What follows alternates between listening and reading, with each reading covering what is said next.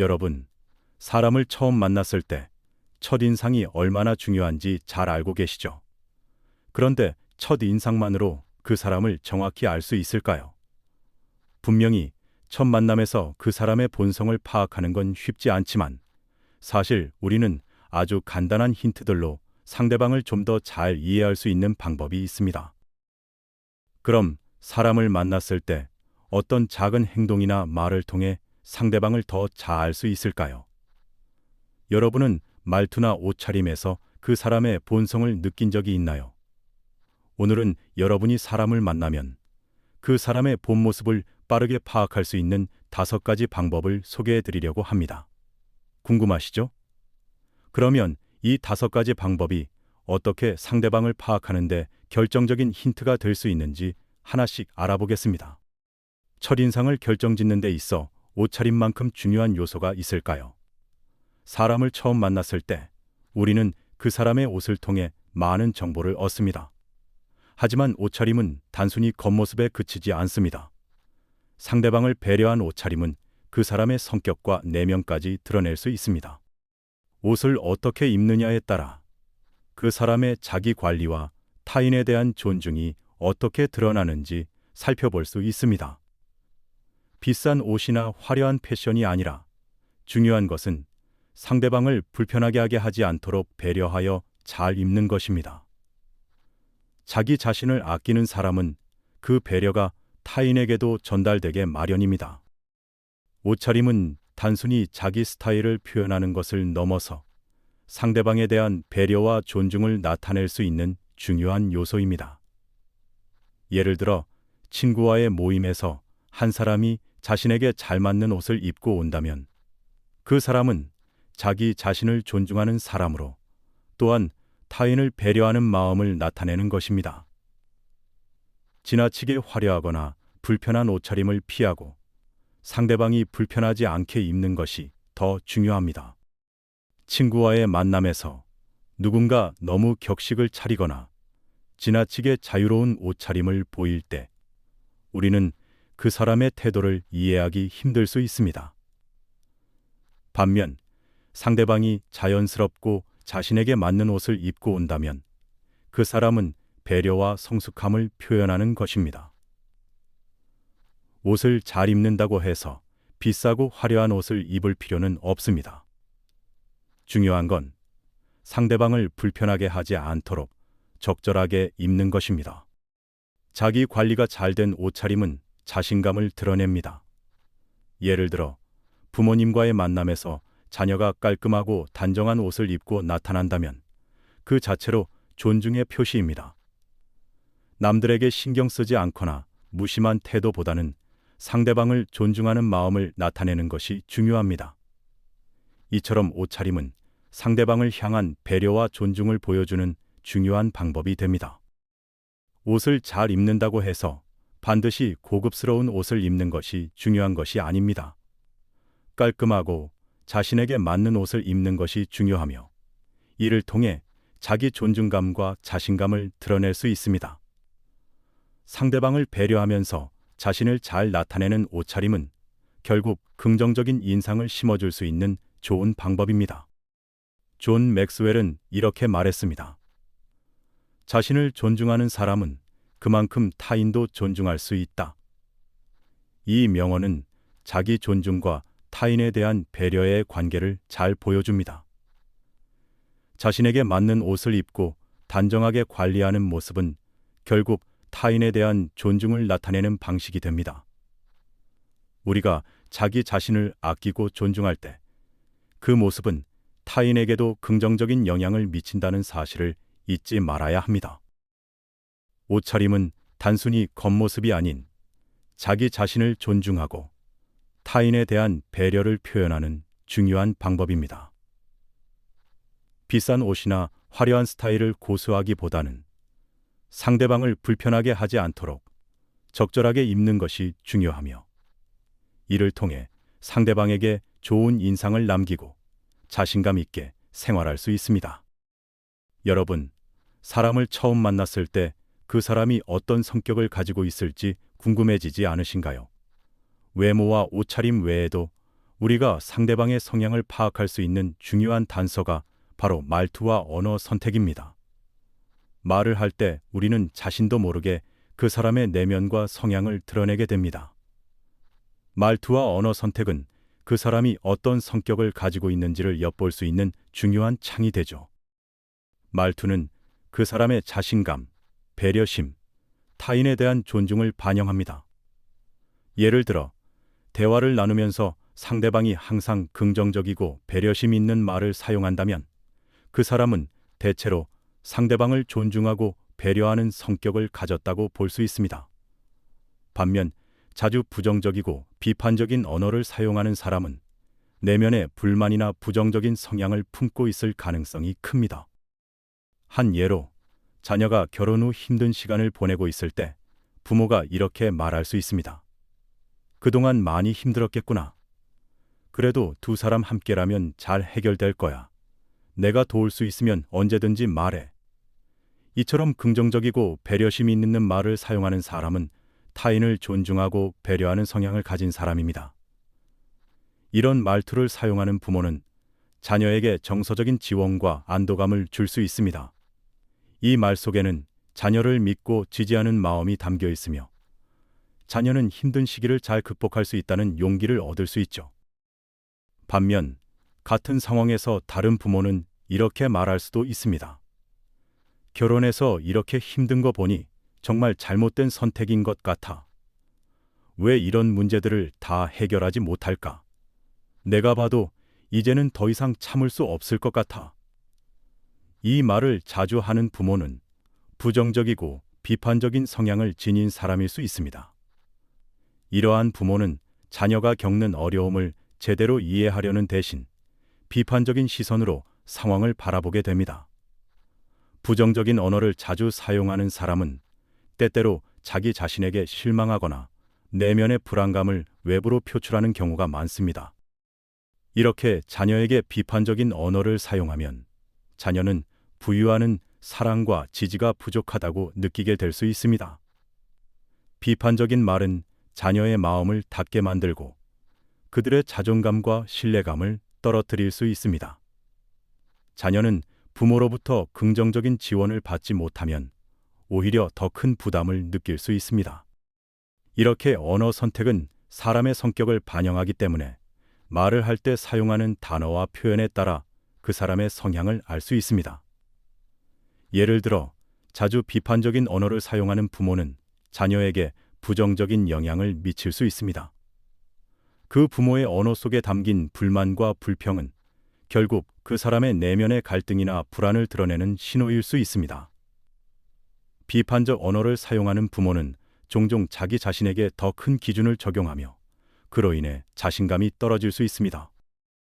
반면 긍정적이고 배려심 있는 언어를 사용하는 부모는 자기 자신과 주변 사람들에 대해 긍정적인 태도를 유지하는 경향이 큽니다. 이들은 문제를 해결하려는 노력과 성공적인 대인관계를 구축하는 데 강점을 가집니다. 긍정적인 언어를 사용하는 부모는 자기 자신에게도 긍정적인 메시지를 전달하면서 자신감을 키우는 데 도움이 됩니다. 사람을 더 잘 이해하려면 그 사람의 말투와 언어 선택을 주의 깊게 살펴보는 것이 중요합니다. 말투와 언어는 그 사람의 내면의 상태와 감정적 성향을 나타내는 중요한 지표가 됩니다.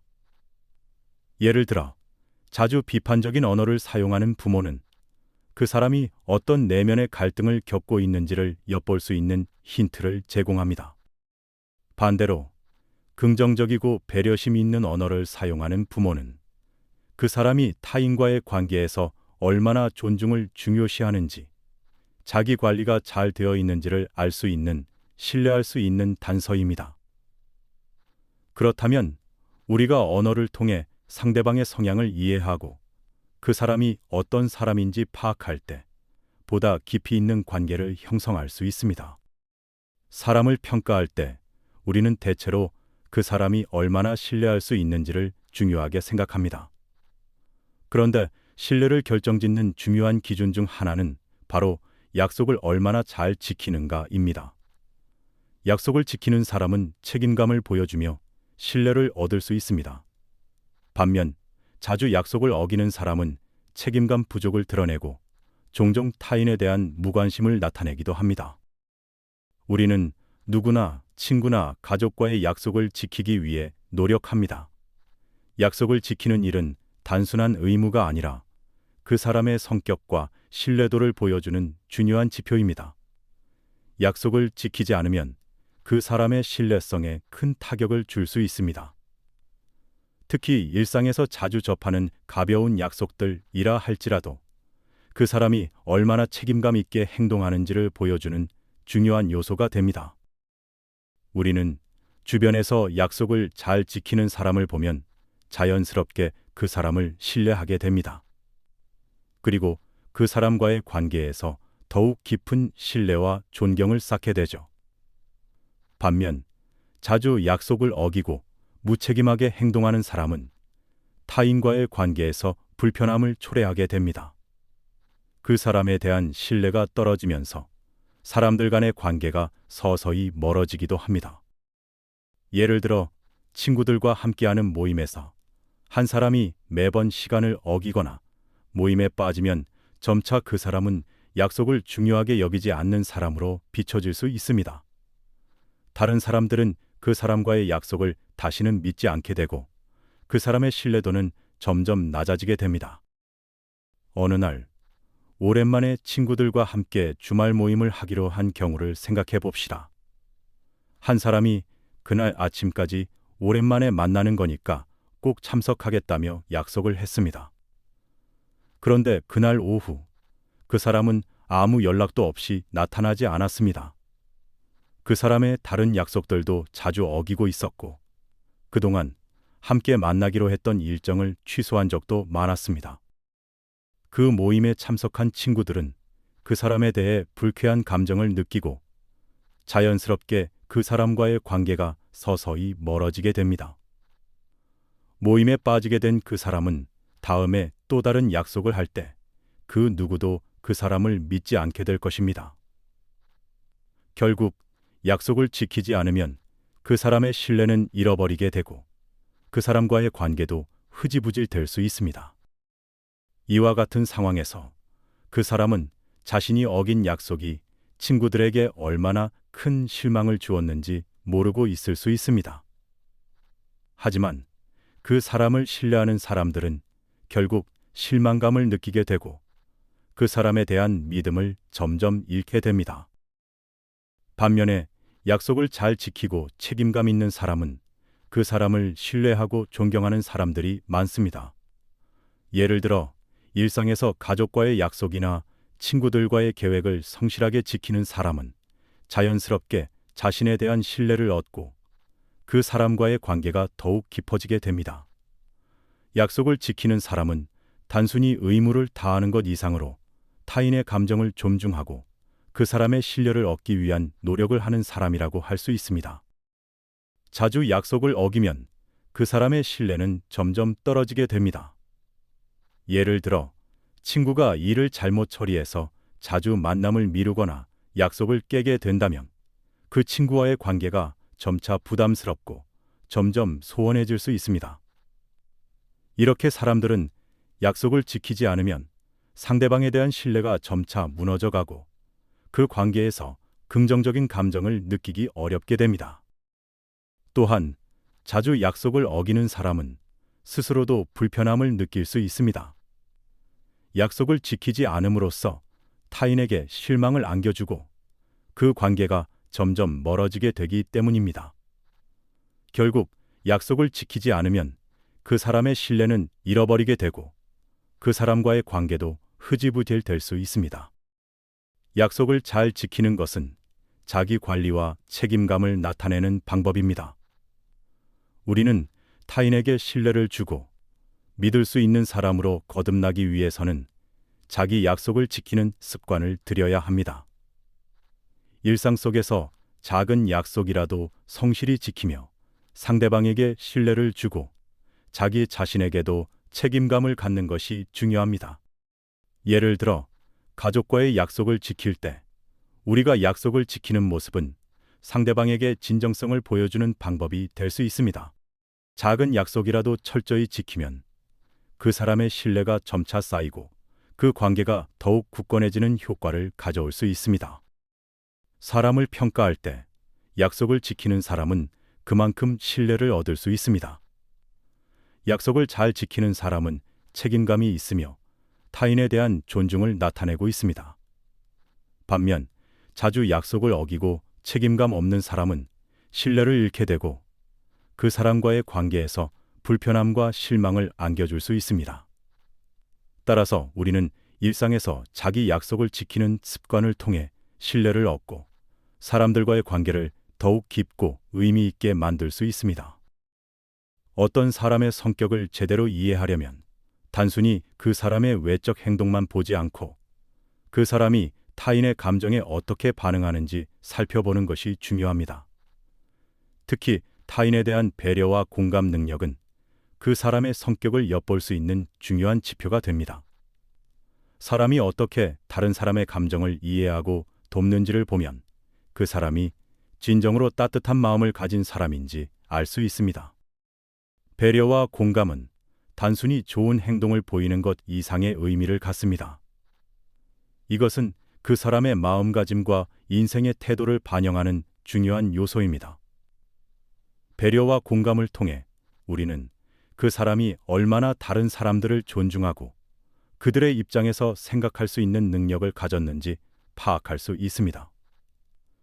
배려심 있는 사람은 자신의 이익보다 타인의 감정과 상황을 먼저 생각하며 공감 능력이 뛰어난 사람은 상대방이 느끼는 감정을 이해하고 함께 고민하려는 노력을 기울입니다. 배려와 공감 능력은 사람들 간의 관계에서 매우 중요한 역할을 합니다. 우리가 타인의 고통이나 기쁨에 공감하고 그들의 입장에서 생각하는 것은 관계를 더욱 깊고 의미 있게 만들 수 있습니다. 사람은 누구나 어려운 순간에 자신을 이해하고 공감해주는 사람이 필요합니다. 만약 주변 사람들이 나의 감정을 이해해주지 않거나 나의 입장에서 생각하려 하지 않는다면 우리는 점점 더 고립되고 외로움을 느끼게 됩니다. 반면에 내가 힘들 때 나의 감정을 이해해주고 진심으로 도와주려는 사람이 있으면 그 사람과의 관계는 더욱 깊어지고 신뢰도 쌓이게 됩니다. 예를 들어 오랜 친구끼리의 관계를 생각해 봅시다. 한 친구가 갑작스럽게 건강 문제로 어려움을 겪게 되었을 때 그 친구는 당연히 걱정과 불안에 휩싸여 있을 것입니다. 그런데 이때 다른 친구가 어떻게 반응하느냐가 그 친구 간의 관계를 크게 변화시킬 수 있습니다. 만약 그 친구가 건강 관리 좀 더 잘했어야지, 왜 이렇게 됐어? 라고 말한다면 그 친구는 아마 큰 위로를 받지 못하고 마음속에 더 큰 벽을 느끼게 될 것입니다. 반면에 그 친구가 너무 힘들었겠다, 내가 어떤 도움이 될까? 라고 말하면서 그 친구의 상황을 진심으로 이해하려는 태도를 보인다면 그 친구는 위로와 안도감을 느끼고 그 관계는 더욱 돈독해질 수 있습니다. 배려와 공감을 잘하는 사람은 상대방에게 긍정적인 영향을 미칩니다. 예를 들어 언제나 주변 사람들의 감정을 배려하고 공감하는 사람은 자연스럽게 사람들이 그 사람을 신뢰하게 됩니다. 또한 이러한 사람은 갈등이 발생했을 때도 문제를 해결하는 데 더 효과적입니다. 그들은 상대방의 감정을 잘 이해하고 상대방의 입장에서 생각하려 노력하기 때문에 갈등을 조정하고 더욱 원활한 소통을 이끌어낼 수 있습니다. 반면에 배려와 공감 능력이 부족한 사람은 주변 사람들과의 관계에서 불편함을 느끼게 되고 점점 더 고립될 수 있습니다. 이런 사람은 상대방의 감정을 무시하고 자신의 입장만을 고집하게 될 가능성이 큽니다. 이런 태도는 사람들 간의 신뢰를 무너뜨리고 관계를 소원하게 만들 수 있습니다. 우리는 타인의 감정을 이해하고 공감할 때 그 사람과 더 깊은 관계를 맺을 수 있으며 또한 주변 사람들에게 긍정적인 영향을 미치게 됩니다. 상대방의 감정을 진심으로 이해하고 돕기 위한 노력은 그 사람의 성격과 마음을 더욱 잘 이해하는 데 큰 도움이 됩니다. 주변 사람들의 감정에 민감하게 반응하고 그들의 입장에서 생각하려는 태도가 진정한 인간관계를 만들어가는 길임을 기억하는 것이 중요합니다. 사람은 평상시에는 자신의 감정을 잘 조절할 수 있지만 스트레스가 극심한 상황에서는 성격과 내면의 성향이 드러나기 시작합니다. 스트레스 상황에서는 감정적으로 반응하거나 때로는 냉정하게 문제를 해결하려는 성향이 나타나기도 합니다. 어떤 사람은 스트레스 상황에서 차분하게 문제를 해결하려고 노력하는 반면 다른 사람은 감정을 쉽게 드러내거나 분노를 조절하지 못하는 경우도 있습니다. 이를 통해 우리는 사람의 성격이나 내면의 성향을 엿볼 수 있습니다. 스트레스는 누구에게나 일어날 수 있는 일상적인 상황입니다. 하지만 스트레스를 다루는 방식은 사람마다 다릅니다. 스트레스를 어떻게 처리하는지는 그 사람의 성격을 잘 나타내며 그 사람의 내면적인 강점이나 약점을 확인할 수 있는 좋은 기준이 됩니다. 차분하게 문제를 해결하려는 사람은 합리적이고 냉정한 성격을 가질 가능성이 높습니다. 반면 감정을 쉽게 드러내거나 분노를 조절하지 못하는 사람은 충동적이고 감정적인 성향을 보일 수 있습니다.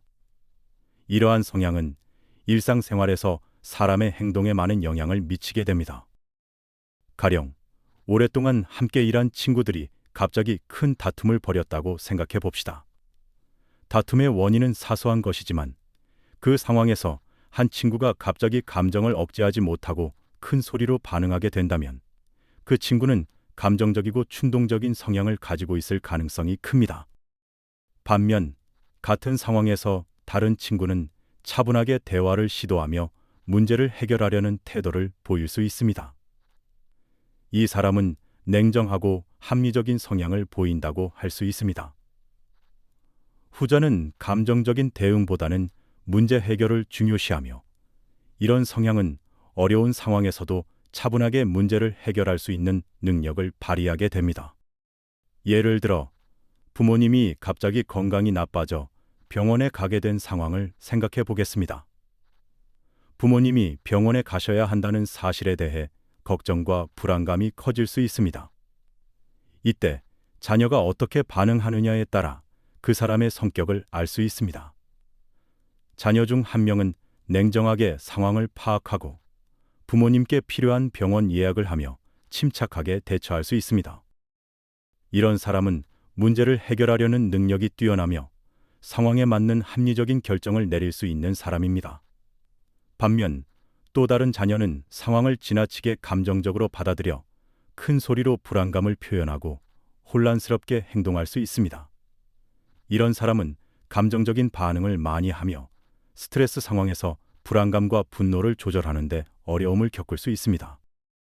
이 두 사람의 반응은 각각 합리적인 성향과 감정적인 성향을 보여주며 사람을 어떻게 대처하는지에 따라 그 사람의 성격을 알 수 있는 좋은 예가 됩니다.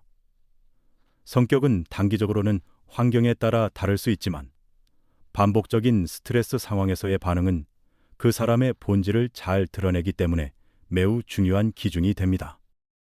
사람이 스트레스 상황에서 어떻게 반응하는지 파악하는 것은 그 사람의 성격을 알 수 있는 중요한 방법입니다. 차분하고 합리적인 반응은 상대방에게 신뢰를 주며 스트레스 상황에서도 안정감을 유지한 모습을 보여줍니다. 반면 감정적으로 반응하는 사람은 주변 사람들에게 불안감을 주고 상황을 악화시킬 수 있습니다. 사람은 스트레스 상황에서 자신의 내면을 드러내는데 이를 잘 처리하는 사람은 긍정적인 성격을 가지고 있으며 해결책을 제시하려는 노력을 기울입니다. 반면 감정적으로 반응하는 사람은 문제를 더 어렵게 만들며 그 사람의 감정 조절 능력이 약한 경우도 많습니다.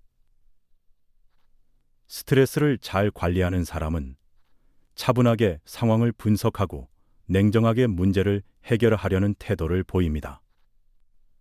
이런 사람들은 스트레스를 더 효과적으로 관리하며 일상적인 상황에서도 감정적으로 휘둘리지 않고 합리적인 결정을 내리는 경향이 있습니다. 스트레스 상황에서의 반응을 통해 사람의 성격을 알아볼 수 있다는 사실은 매우 중요합니다. 차분하게 문제를 해결하려는 사람은 합리적이고 냉정한 성향을 가진 사람일 가능성이 높습니다. 반면 감정을 쉽게 드러내거나 분노를 조절하지 못하는 사람은 충동적이고 감정적인 성향을 보일 수 있습니다. 이러한 성향은 일상생활에서 사람의 행동에 큰 영향을 미치며 사람을 평가할 때 중요한 기준이 될 수 있습니다. 우리는 스트레스 상황에서 사람의 성격을 알아볼 수 있는 기회를 가지고 있으며, 이를 통해 그 사람의 내면을 이해하고 그 사람과의 관계를 더욱 깊게 만들 수 있습니다. 타인의 반응을 잘 이해하고 그 사람이 스트레스 상황에서 어떻게 행동하는지를 파악하는 것은 그 사람과의 관계에서 중요한 역할을 하게 됩니다. 사람을 이해하고 본성을 파악하는 데 있어 옷차림, 말투, 약속을 지키는 습관, 타인에 대한 배려와 공감 능력, 스트레스 상황에서의 반응은 모두 중요한 지표가 됩니다. 첫인상에서 옷차림을 통해 상대방의 성격을 어느 정도 짐작할 수 있으며, 그 사람의 말투나 언어 선택은 내면의 성향을 보여줍니다. 또한 약속을 잘 지키는 사람은 신뢰감이 크고 타인에 대한 배려와 공감 능력을 통해 진정한 인간미를 확인할 수 있습니다. 스트레스 상황에서 어떻게 반응하는지를 보면 그 사람의 감정 조절 능력과 문제 해결 방식도 엿볼 수 있습니다. 이 모든 요소를 종합적으로 고려하면 우리는 상대방을 더 깊이 이해하고 그 사람의 본성과 성향을 보다 정확하게 파악할 수 있습니다. 사람의 본질을 파악하는 데 있어 중요한 것은 겉모습이나 일시적인 행동이 아니라 그 사람이 일상에서 어떻게 반응하고 세상을 어떻게 바라보는지를 통해 진정한 내면을 이해하는 것입니다. 오늘 이야기한 내용이 여러분에게 도움이 되셨을까요? 오늘도 지혜 한 조각을 찾으셨기를 바랍니다.